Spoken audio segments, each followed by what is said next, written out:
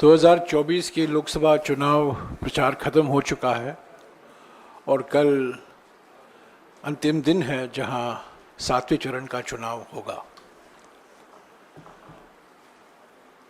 आज मैं जो हमारा चुनाव प्रचार था 13 अप्रैल से, उसके बारे में कुछ कहना चाहता हूं। हमने 77 दिनों में चुनाव आयोग को 118 शिकायतें प्रस्तुत की। ये 118 शिकायतें आचार संहिता का उल्लंघन, रिप्रेजेंटेशन ऑफ पीपल्स एक्ट 1951 का उल्लंघन और सुप्रीम कोर्ट के अनेक निर्णयों का उल्लंघन है। इसकी पूरी जानकारी आपको मिल जाएगी और ये सारा डिटेल हमने एक टेबल भी बनाकर आपको मिल जाएगा अगले 5-10 मिनटों में। पर कुल मिलाकर 117 शिकायतें हैं।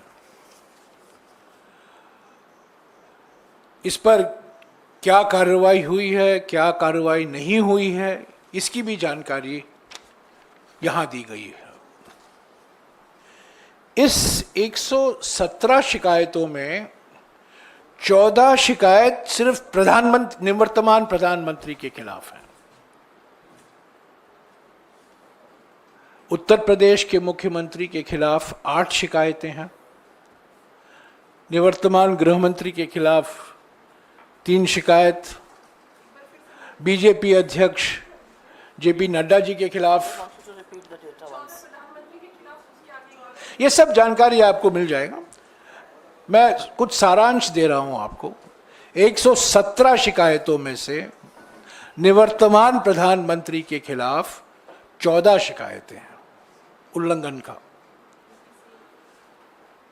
8 शिकायतें उत्तर प्रदेश के मुख्यमंत्री के खिलाफ हैं, 3 निवर्तमान गृह मंत्री के खिलाफ हैं और बीजेपी अध्यक्ष स्मृति ईरानी, हेमंत बिस्वा शर्मा के खिलाफ भी कुछ शिकायतें हैं।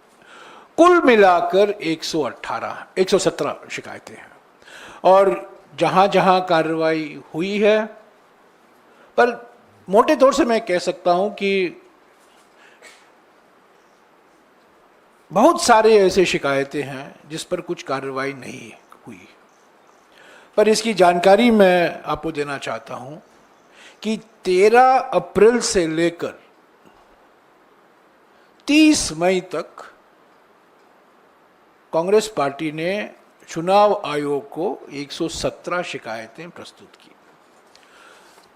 चुनाव आयोग का मॉडल कोड ऑफ कॉन्डक्ट का उल्लंघन, रिप्रेजेंटेशन ऑफ पीपल्स एक्ट का उल्लंघन और सुप्रीम कोर्ट के अनेक निर्णयों का उल्लंघन, जिसका हमने ये जिक्र भी किया है। अफसोस की बात है कि निवर्तमान प्रधानमंत्री के खिलाफ, निवर्तमान गृह मंत्री के खिलाफ, उत्तर प्रदेश के मुख्यमंत्री के खिलाफ कोई कार्रवाई, कोई नोटिस नहीं दी गई और ये जानकारी आपको मैं दे दूंगा। दूसरी बात जो मैं कहना चाहता हूं, पिछले 72 दिनों में जब से प्रधानमंत्री ने अपनी चुनाव प्रचार की शुरुआत की थी, पिछले 72 दिनों में हमने प्रधानमंत्री से 272 सवाल पूछे। खड़े हो जाए।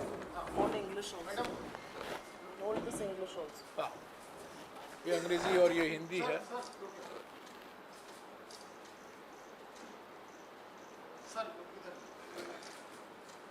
और ये सवाल जब कहीं जाते थे 3 या 4 सवाल हम उनसे पूछा करते थे। तो इस रिपोर्ट का शीर्षक है 72 दिन 272 सवाल, 0 जवाब, भाग मोदी भाग।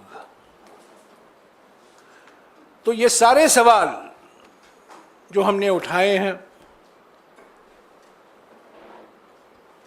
आखिरी सवाल जो हमने उठाया था जब प्रधानमंत्री होशियारपुर गए थे, निवर्तमान प्रधानमंत्री होशियारपुर गए थे, तो 272 सवाल हमने पूछे हैं, एक जवाब भी नहीं आया है।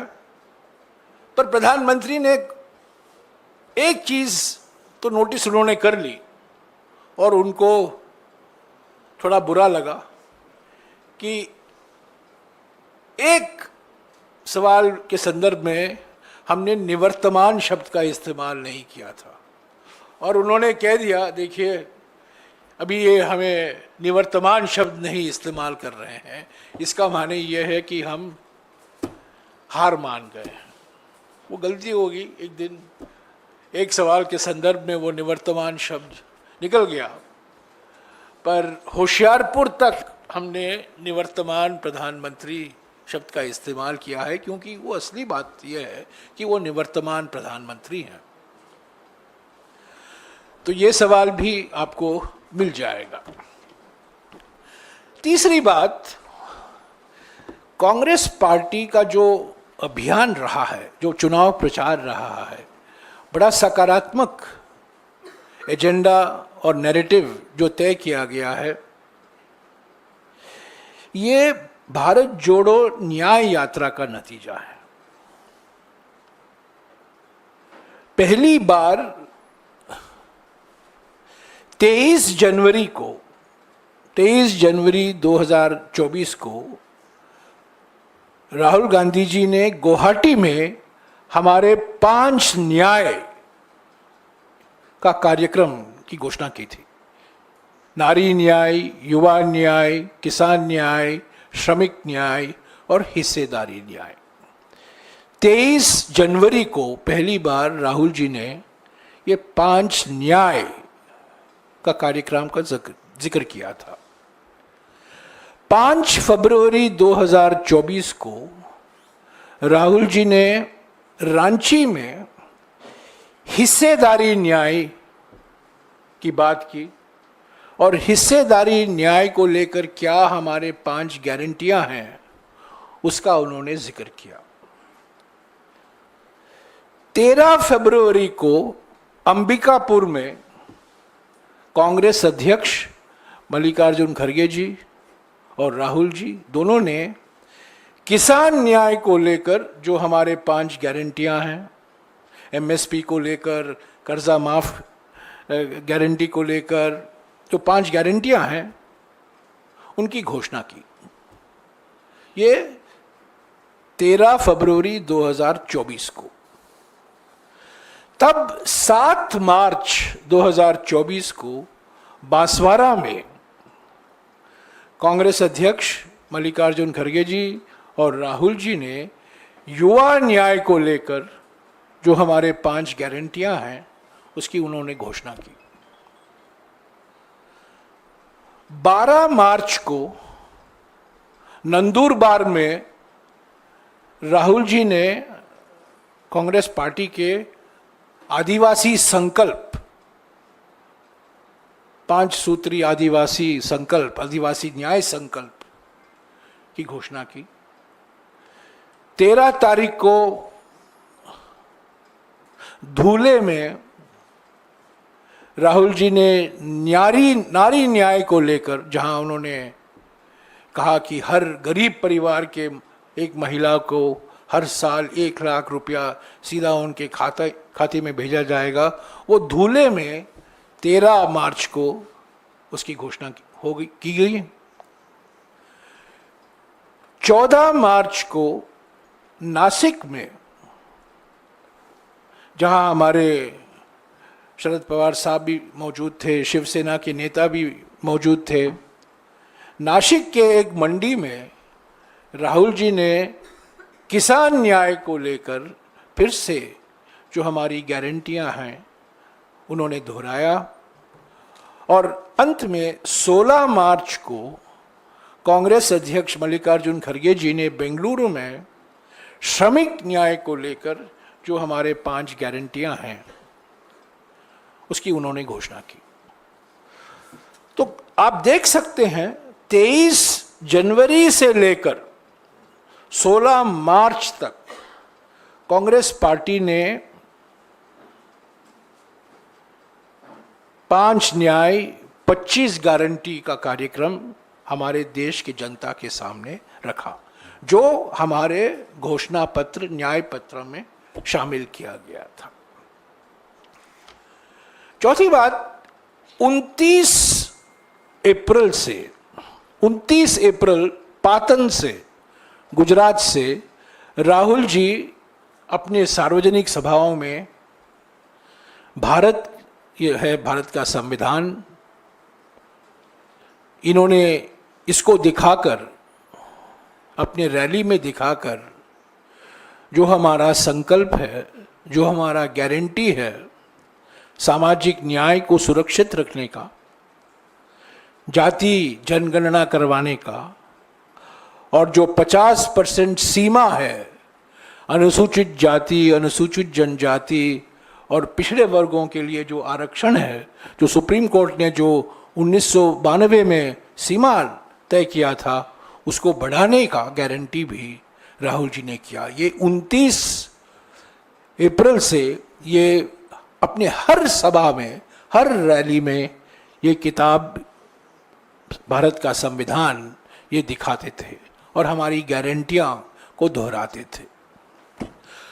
तो हम समझते हैं कि हमारे चुनाव प्रचार के कारण, हमारे 5 न्याय 25 गारंटी के कारण, और जो हमने प्राथमिकता संविधान को सुरक्षित रखने के लिए जो हमने, हमारे कांग्रेस अध्यक्ष ने, राहुल जी ने, प्रियंका जी ने बार बार इसको दोहराया, हम समझते हैं कि यही वजह है कि इंडिया जनबंधन को स्पष्ट और निर्णायक बहुमत जरूर मिलेगा 4 तारीख को।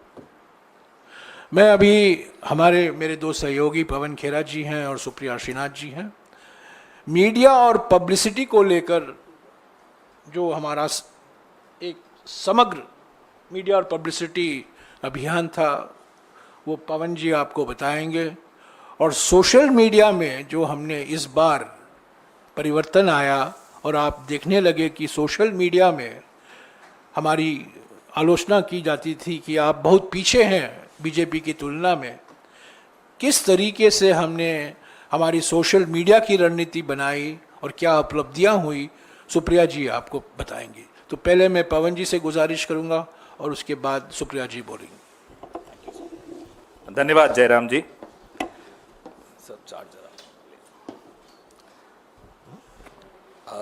जब भी कोई चुनाव होता है, कोई भी पार्टी जब वोट मांगने जाती है तो अपने मुद्दे सामने रखती है, अपने प्रचार के जो स्तंभ होते हैं वो सबके सामने रखती है।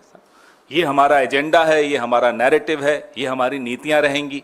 और जो सत्तारूढ़ दल है वो बताता है कि ये हमारा ट्रैक रिकॉर्ड है, 10 साल या 5 साल हमने ये किया और ये नहीं कर पाए तो इस कारण से नहीं कर पाए, आने वाले वक्त में अगले 5 साल में हम ये करके दिखाएंगे। तो कांग्रेस पार्टी न से न्याय पे हमने अपना प्रचार अडिग रखा। जैसा कि जयराम जी ने अभी आपको बताया, हमने नारी न्याय, किसान न्याय, युवा न्याय, ऐसे 5 न्याय हमने आपके सामने रखे, देश के सामने रखे। और हमारे जो प्रधानमंत्री हैं, जिनको जयराम जी निवर्तमान कहते हैं, थोड़े दिनों में भूतपूर्व कहेंगे, प्रधानमंत्री जी ने और उनकी पार्टी ने म से अपना प्रचार रखा। मंदिर, मंगलसूत्र, मछली, मटन, मुसलमान, महात्मा, मेडिटेशन। मुजरा बीच में आया था, माफ करिएगा, मुजरा भी बीच में आ गया था। अब आप लोगों की चैनल्स पे मेडिटेशन बताया मैंने सर, अब वो ध्यान लगाने चले गए, जाना भी चाहिए। पूरे 10 साल ध्यान भटकाया जिस आदमी ने, अब वो ध्यान लगाने चले गए। और ऐसा लाइव ध्यान, कभी लाइव मेडिटेशन सुनी आपने? 9 कैमरा लगे हुए, अलग अलग पोज दिखाए जा रहे हैं। मछली पकड़ने पर पाबंदी लगा दी 3 दिन। 3000 पुलिस वाले रक्षा में खड़े हो गए उनकी। पर्यटक नहीं आएंगे। जितने भी समुद्र की तरफ खिड़कियां या दरवाजे होटलों के खुलते हैं, वो कमरे खाली। 7 स्टार ध्यान इसको कहा जाता है। हम जब नारी न्याय की बात कर रहे थे, हम जब गरीबों को न्याय दिलाने की बात कर रहे थे, तो नरेंद्र मोदी जी ने कहा कि मंगलसूत्र छीन लेंगे, ये भैंस छीन लेंगे, ये आपकी टोटी खोल के चले जाएंगे। अजीब सी वाहियात सी बातें सुनने को मिली इस कैंपेन में। 140 करोड़ लोगों का प्रधानमंत्री, 10 साल का प्रधानमंत्री, टोटी चोरी, भैंस चोरी, ऐसी ऐसी बातें इस प्रचार में आपने वहां से सुनी। जयराम जी ने मुझे कहा कि मैं अपने प्रचार की बात करूं, वो हमारे प्रचार की बात अधूरी होगी जब तक उनके प्रचार की बात नहीं करें। क्योंकि लोग तुलना कर रहे थे कि एक तरफ मल्लिकार्जुन खड़गे जी, राहुल गांधी जी, प्रियंका गांधी जी इस सरकार को जवाबदेह बना रही हैं, इनसे सवाल पूछ रहे हैं, इनसे पूछ रहे हैं कि साहब आपने ये क्यों नहीं किया, बेरोजगारी क्यों बढ़ी, महंगाई क्यों बढ़ी, महिलाओं के खिलाफ अत्याचार क्यों बढ़ा, जो कि एक विपक्ष का काम है। हम 5 साल लगातार ये सवाल पूछते आए, और लेकिन जब हम अपनी विजन, अपने जवाब सामने रख रहे हैं, तब भी हम वो सवाल दोहराएंगे। ये अपेक्षा हमसे लोग रखते हैं, इसलिए हम पूछ रहे थे। लेकिन उस वक्त प्रधानमंत्री जी क्या कर रहे थे वो आपने देखा। जो प्रधानमंत्री की भाषा थी, कुछ वक्त के लिए तो हमारे सुप्रिया जी के जो काउंटर पार्ट हैं अमित मालवीय जी, वो घबरा गए कि मेरी नौकरी खतरे में आ गई, मोदी जी तो ट्रोल बन गए। ऐसा ट्रोल प्रधानमंत्री हमने कभी नहीं देखा जो इस बार देखने को मिला। मन की बात करते करते मटन की बात करने लग गए। बताइए, उनको हमारे प्रचार से ऐसे भटक गए। ये मैं अपनी खुद की पार्टी की तारीफ करूंगा कि हमारे प्रचार ने नरेंद्र मोदी के प्रचार को पटरी से उतार दिया। अपनी बात, वैसे कुछ कहने लायक उनके पास था भी नहीं, अगर होता तो कह देते। अपनी बात उनकी कुछ नहीं थी। कल परसों खड़गे साहब ने बताया आपको प्रेस वार्ता के जरिए कितनी बार उन्होंने मोदी का नाम लिया, और कितनी बार कांग्रेस का नाम लिया, कितनी बार राहुल जी का नाम लिया, बीच बीच में नेहरू जी का भी नाम लिया। लेकिन देश को यह नहीं बताया कि आपने किया क्या, आप करने क्या वाले हैं। 400 पार का जब नारा दिया इन लोगों ने, और 400 पार के नारे के बाद जो इनके मंसूबे थे, इनके कुछ नेताओं ने बताने शुरू किया। अनंत हेगड़े, ज्योति मिर्धा, दिया कुमारी, अरुण गोविल, लल्लू सिंह, इन तमाम नेताओं ने मंसूबे बताए कि संविधान बदल देंगे। उस दौरान हमारे नेता राहुल गांधी, हमारी नेता प्रियंका गांधी, हमारे राष्ट्रीय अध्यक्ष मल्लिकार्जुन खड़गे जी, हमारे जयराम रमेश जी जहां जहां प्रचार में जाते थे, संविधान को बचाने की मुहिम छेड़ दी। प्रचार एक तरफ, चुनाव एक तरफ, चुनाव आते रहते हैं, जाते रहते हैं, लेकिन हमारी पार्टी के नेताओं को यह लगा कि अब ज्यादा आवश्यक हो गया है संविधान और लोकतंत्र को बचाने की मुहिम छेड़ना। और वो मुहिम हमारे नेताओं ने, हमारी पार्टी ने बहुत जिम्मेदारी से, बहुत बखूबी निभाई, बहुत अच्छी तरह वो मुहिम छेड़ी। हर देश के हर नागरिक के जुबान पे संविधान शब्द आ गया था।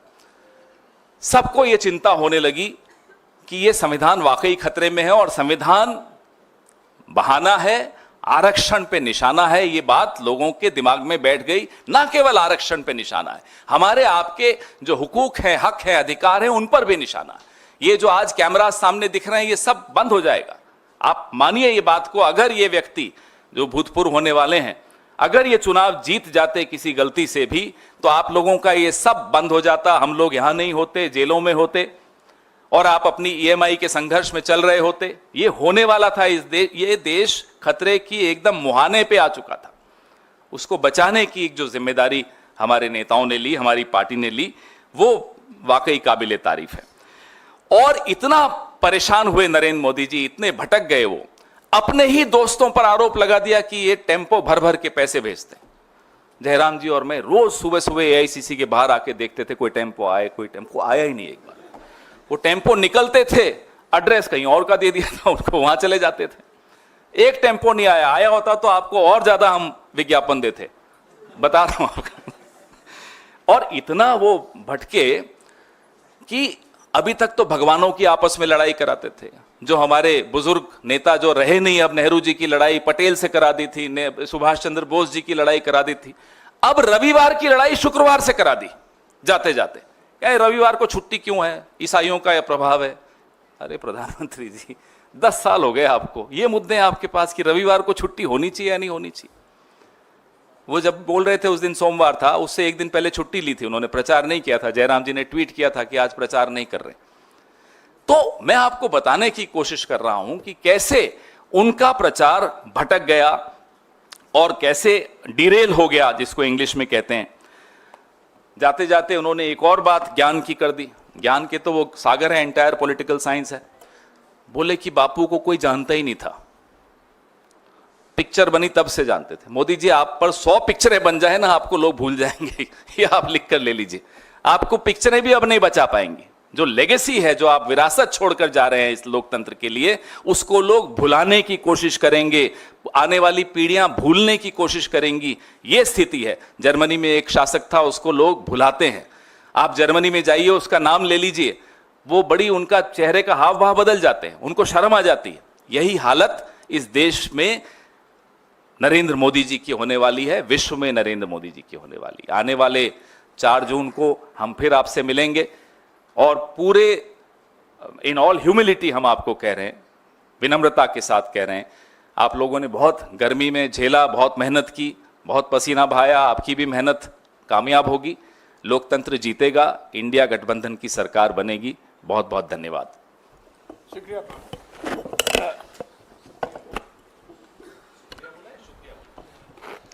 बहुत बहुत धन्यवाद पवन जी। आप कह रहे थे इन पर पिक्चरें 100 बन जाएं, एक बनी थी, 2 बार रिलीज हुई थी, फिर भी मुंह की खाई। पप्पा ने वॉर तो रुकवा दी, मीम नहीं रुकवा पाए इस चुनाव में। ये असलियत है सोशल मीडिया की। और मैं कुछ आंकड़ों से बात कर देती हूँ, आंकड़े मुझे बेहद पसंद हैं और आंकड़े कभी झुठलाए नहीं जाते। ये पब्लिकली अवेलेबल डेटा है, आप में से कोई भी चाहिए हमारे स्टैट्स को या थर्ड पार्टी टूल को यूज करके बीजेपी के स्टैटिस्टिक्स को देख लीजिएगा। और ये दिखाता है कि लोग क्या सुन रहे थे इस चुनाव में, लोग क्या सुनना चाहते थे, लोग किसकी बात सुन रहे थे, लोग किन मुद्दों से प्रभावित हो रहे थे, लोगों का ध्यान किसने आकर्षित किया हुआ था।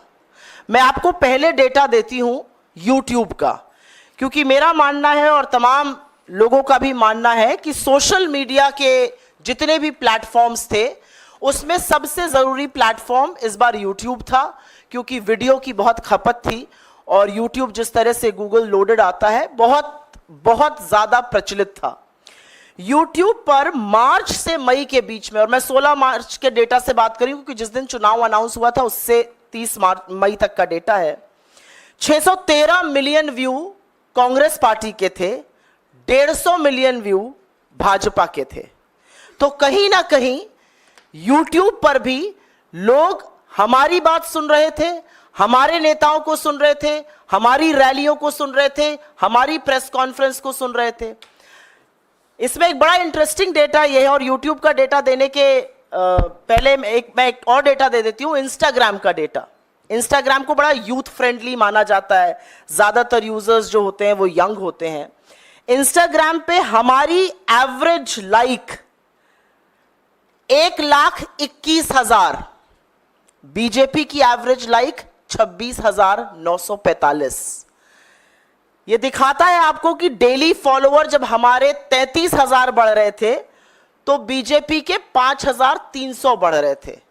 तो कहीं ना कहीं जो युवा देश है, जो यंग है, जो इस चुनाव का निर्धारण करेंगे, जो निर्णय करेंगे कि सरकार किसकी बनेगी, वो कांग्रेस की बात सुन रहा था, कांग्रेस के नेताओं की बात सुन रहा था, कांग्रेस का नैरेटिव सुन रहा था, कांग्रेस के उठाए मुद्दों की बात सुन रहा था। और यही नहीं, YouTube पर भी जो 53% हमारे यूजर्स हैं वो 34 वर्ष से आयु में कम है। हमने करीब 350 से ज्यादा रैली, प्रेस कॉन्फ्रेंसेस और स्पेशल इवेंट्स लाइव किए। हमारे इंप्रेशंस ट्विटर पे जबरदस्त उसमें बढ़त हुई। एवरेज लाइक हमारे ट्विटर पे बीजेपी से कई गुना ज्यादा है। यही स्टोरी फेसबुक की है, यही स्टोरी यूट्यूब की है, यही स्टोरी इंस्टाग्राम की है। लेकिन यह स्टोरी क्यों है? और मुझे लगता है जयराम जी ने और पवन जी ने इसका एक आपको लेखा जोखा दे दिया है। सोशल मीडिया कोई दूसरे प्लैनेट पर चलने वाला जीव जंतु नहीं है। सोशल मीडिया पॉलिटिक्स में, आज की पॉलिटिक्स में रियल पॉलिटिक्स जो ग्राउंड पर हो रही है, जो कार्यकर्ता कर रहा है और जो सोशल मीडिया का वॉरियर कर रहा है, वो एक तरह से पैरेलल एक दूसरे के पूरक होकर चल रहे हैं। और इसीलिए क्योंकि हम मुद्दों पर अड़े रहे, क्योंकि कांग्रेस के प्लेटफॉर्म्स पर लोगों को अपने मतलब की बात, अपना रोजगार, अपनी महंगाई कम, अपनी गरीबी, अपनी गिनती की बात सुनाई दे रही थी, इसलिए लोग हमसे ज्यादा एंगेज हुए। हमने ज्यादा एंगेजिंग कंटेंट बनाया, हमारा कंटेंट ज्यादा फ्रेश था, हमारा कंटेंट यूनिक था। हमने गुब्बारे दिखाए जिसको आप एक उंगली से फोड़ सकते थे। हमने महिलाएं दिखाई जिन्होंने कहा कि दिन भर व्हाट्सएप पढ़ पढ़ के जिस सरकार को बनाया है उसको हटाना है। और ये पूरा कुछ करने में हमने सरकार को कटघरे में खड़ा किया। मीडिया ने भी, हमारे मीडिया विभाग ने भी खड़ा किया, हमने भी खड़ा किया। हमने कटु आलोचना करी, हमने तीखे प्रहार किए, लेकिन हमने एक बार भी राजनीति की शुचिता और मर्यादा को नहीं लांघा। और उसका परिणाम है कि लोगों ने दिल खोलकर हमारा कंटेंट देखा, उसको सराहा, उसका एंगेजमेंट ज्यादा था और यह दिख रहा था आपको पूरी तरह से। एक बड़ी विचित्र बात थी, अगर आप कांग्रेस के किसी भी सोशल मीडिया प्लेटफॉर्म पर जाते, कांग्रेस के किसी नेता के प्लेटफॉर्म पर जाते, पवन जी पर जाते, मुझ पर जाते, जयराम जी पर जाते, राहुल जी के पे भी जाते, तो वहां पर आपको आम जनता की आवाज जरूर दिख रही थी। 4-5 दिन के कंटेंट हम आम जनता की आवाज लगाते थे। बीजेपी के पूरे सोशल मीडिया से, उनकी पूरी स्ट्रैटेजी से आम आदमी की आवाज पूरी तरह से गायब है। वही पेड एक्टर, वही इक्के दुक्के लोग और वही विभत्स बेवकूफी के ऐड। बीजेपी ने कहीं पर इस देश को बेवकूफ समझने की गलती की। इसलिए गलती अगर ये ना करते तो वो 2014 का जो कैंपेन था वो 2024 में रिपीट नहीं करते। कोई फ्रेशनेस नहीं, आपने एक एक्टर हायर कर लिया, उसको किसी राजनेता जैसा लगा दिया, उससे बेवकूफी के बयान आप कहलवाते जा रहे हैं। ये बहुत बोर हो चुकी है जनता। एंगेजमेंट दिखाता है कि जनता क्या सराह रही है और क्या नहीं। ऐसे भी दिन हमने देखे जब गृह मंत्री को 4 लोग सुन रहे थे, मोदी जी को 400 लोग बीजेपी के प्लेटफॉर्म पर सुन रहे थे और 4-4 लाख से 40 लाख लोग हमारे नेताओं को यूट्यूब प्लेटफॉर्म्स पे सुन रहे थे। हमने रियल टाइम फैक्ट चेक किया, बखिया उधेड़ी, कलई खोली बीजेपी के और मोदी जी के हर झूठ की। लेकिन हां, मैं यहां पर पूरी तरह से धन्यवाद, साधुवाद देना चाहती हूं अपनी लीडरशिप का। हमारे अध्यक्ष राहुल जी, प्रियंका जी, सब लोग, जयराम जी, हम लोग मुद्दों पर डटे रहे। हम बिल्कुल भी डिस्ट्रैक्ट नहीं हुए। हमारा मुद्दा महंगाई था, बेरोजगारी था, आर्थिक असमानता था, महिला सुरक्षा था, बदहाल किसान था, मजदूर जो मजबूर है वो था, और हमारा इशू था हाशिए पर जो लोग हैं वो मुख्य धारा में आए। क्योंकि हमने वो बात करी, लोगों ने हमारी बात सुनी। असलियत यह है कि मोदी जी मंगल सूत्र और मुजरे की बात कर रहे थे, राहुल गांधी अग्निवीर और किसान की बात कर रहे थे। मोदी जी अपने परमात्मा होने का प्रूफ दे रहे थे दुनिया को। राहुल जी पूछ रहे थे कि पोर्श से अगर एक लड़के से एक्सीडेंट हो जाता है, उसको 300 शब्दों का निबंध लिख के छोड़ दिया जाता है। कोई ड्राइवर से होता है तो उसको 10 साल के लिए जेल में क्यों डाल दिया जाता है। तो लोगों को समझ में आ रहा था कि कौन मुद्दे की बात कर रहा है, कौन लेखा जोखा दे रहा है, किसके पास भविष्य का एक खाका, भविष्य की एक रणनीति है। और उसी के चलते ये कैंपेन सक्सेसफुल थी। तमाम जगहों से सराहना आई, लेकिन सबसे ज्यादा सराहना जब आप फील्ड पर जाते हैं, जब लोग आपसे मिलते हैं और लोग आपका कंटेंट आपको कोट करते हैं, वो सबसे बड़ी सराहना होती है। मेरा अपना मानना है कि पूरी टीम ने मिलकर काम किया। Social media department, media department, हमारा वॉर रूम, राहुल जी की जो कम्युनिकेशन टीम है, हम सब ने मिलकर काम किया और एक अच्छा नैरेटिव तय किया। और असलियत यह है कि 2024 के चुनाव का नैरेटिव कांग्रेस पार्टी ने, कांग्रेस की लीडरशिप ने तय किया और मजबूर किया मोदी जी को। और उसी से घबराकर, उसी से बौखलाकर वो ऊल जलूल बात करने लगे। लेकिन ये देश जो बेरोजगारी से, महंगाई से, आर्थिक असमानता से जूझ रहा है, ये बिल्कुल मूड में नहीं था आपकी बात सुनने के लिए। इसके पास आपके जुमलों के लिए वक्त नहीं है। इस देश ने बड़े तरीके से वोट डालकर अपना मत दे दिया है। मैं आज ही उत्तर प्रदेश से लौटी हूं और पुनः वापस जा रही हूं अपना वोट डालने, और दावे के साथ कह सकती हूं, चौंकाने वाले प्रमाण आपको, जिसको तथाकथित बीजेपी का गढ़ कहा जाता है, वहां से आने वाले हैं। और इसलिए आ रहे हैं क्योंकि लोगों को एक उम्मीद, लोगों को एक भरोसा, लोगों को एक आशा हो चुकी है हमारा प्रचार प्रसार, हमारा कैंपेन, हमारी लीडरशिप की बात सुनकर, कि एक नेता सामने ऐसा है जो आंख में आंख डालकर आपसे सच बात कर रहा है, जिसको स्क्रिप्टेड इंटरव्यूज की, जिसको धनबल की, जिसको एजेंसी की, जिसको 80-80 इंटरव्यू की जरूरत नहीं है। वो सीधे आपसे बात कर रहा है। उसने एक भी इंटरव्यू नहीं किया, 80 इंटरव्यू साहब ने किए, एक भी नैरेटिव नहीं बना पाए। नैरेटिव बनाना तो दूर, अपनी मिट्टी पलीद खूब की, अपने आप को अजीबोगरीब बातें कहकर, गरीब हो जाए सब क्या कहकर, परमात्मा का स्वरूप बनाकर, मुजरे की बात करके, लोगों के सवालों को कचड़ा कहकर। मेरा अपना मानना है कि जनता ने मन बना लिया है, और एक पूरी टीम की तरह हम जो हासिल कर पाए प्रचार प्रसार के माध्यम से बहुत अच्छा था। और मुझे पूरी आशा और विश्वास है कि 4 जून को यह परिणाम में तब्दील होता हुआ जरूर दिखेगा।